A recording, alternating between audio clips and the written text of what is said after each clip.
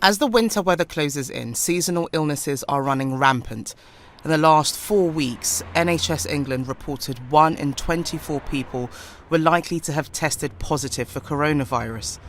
It's why long COVID sufferers like Jez are warning of the dire effects that the infection can still have.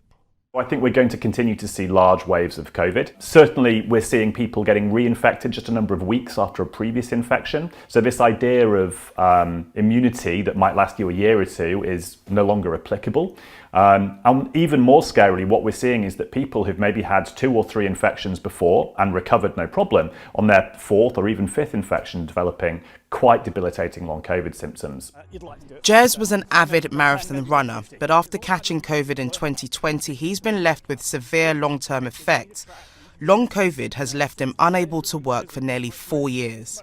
The rest of the symptoms are incredibly debilitating, from absolutely crushing fatigue to headaches, dizziness, palpitations, shortness of breath, skin rashes, and one of the hardest is what's sometimes called brain fog.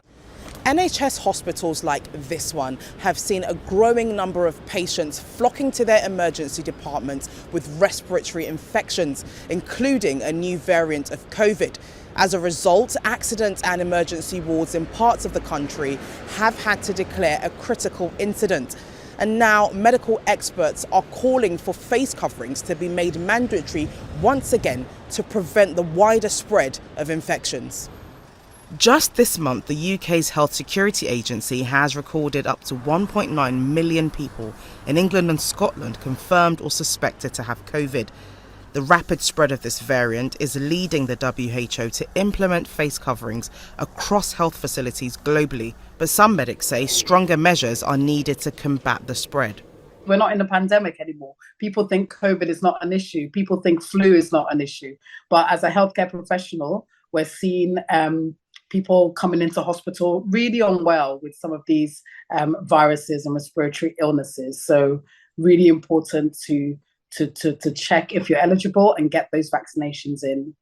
Ultimately, the advice from doctors hasn't changed.